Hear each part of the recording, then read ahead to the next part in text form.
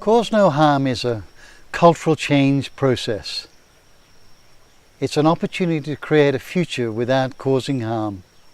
It's a practical system that you can bring into your own home, and it starts with you and I, making a transformation, making a commitment to change.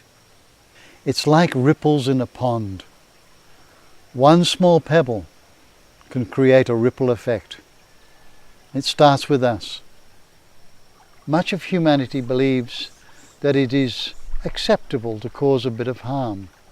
Oh, what is this going to matter? It's just a little bit. Just a bit of pollution here, a bit of rubbish out the window here, a little bit of oil down the drain. What difference is that going to make? Well, all those little elements match up and build up. And before we know it, we finish up with a planet that is in ecological problems. So we have to look at our belief system and change it from one that it's acceptable to cause harm to one that it is totally unacceptable. It is unacceptable under any conditions. We have caused harm to ourselves in the way we think about ourselves, what we believe about ourselves, what we've been told. You'll never make it. Right? You're too lazy. Or we say to ourselves, I'm not good enough. I'm not worthy enough. I'm unlovable. Right? I'm not old enough.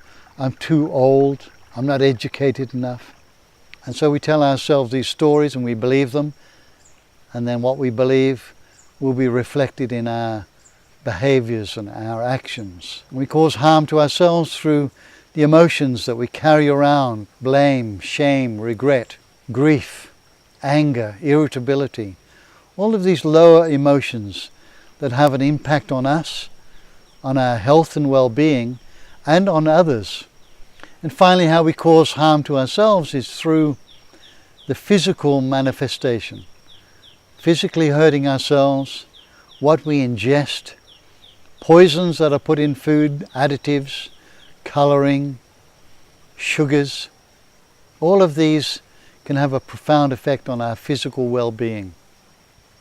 And as we become more conscious and aware, we will start to make more conscious, aware choices, more responsible choices, and we'll stop doing these things to ourselves. Once we have grown this awareness, it will be a natural progression to want to help others. And we have a look at how we may be causing harm to other people. To others, we wage war on each other. We fight, we argue, we harm each other. We say things that we don't mean to say. We cause emotional turmoil within others and physically can harm them. When we feel separate from someone or something, then the opportunity arises that we could cause harm. And that's when the damage starts. From there we go out to our possessions and our assets and our belongings. How do we cause harm to those? And look at it. What is our behavior that causes harm to these and causes them to have more breakdowns and less viability? Moving a step further, you see we're moving out of this circle into a more conscious, aware state. How do we cause harm to our immediate environment in which we live, work and play? Perhaps through the use of discharging of chemicals down the drain, or plastic bags, poisoning the water, or vapors into the sky. From that point on, we look at the planet as a whole. You see, we're growing our awareness all the time. We are becoming more conscious, making more responsible and conscious choices. And so it's a natural progression that we want to look at how are we causing harm to the planet. This will come very easily. It will become very natural. We will look at what damage we're causing and we will want to rectify this. We will want to change this. We want to swing to renewable sources of energy, regain the ability to farm and grow agriculture through permaculture and traditional ways that were non-invasive, removing the use of chemicals and pollutants to the waterways, to the soil, and to the air.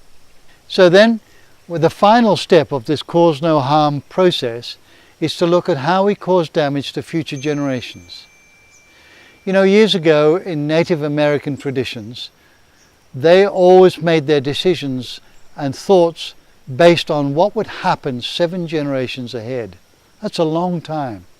So if we could move our mindset to thinking about how is this going to affect generations of the future, not just our own children, but their children and their children. They deserve to inherit a beautiful planet, a planet that is safe, secure, and where they can thrive and grow and expand as human beings. We have to look at how we're causing harm to future generations and what the legacy we're leaving them. Because we can, at this juncture in our evolution, we have the opportunity to arrest the decline of the environmental damage and create a beautiful place here on earth. A peaceful place, compassionate place, loving place for ourselves, for others, for all species, and for our future generations. I think this is what you want. I know it's what I want. Will you join me on this journey?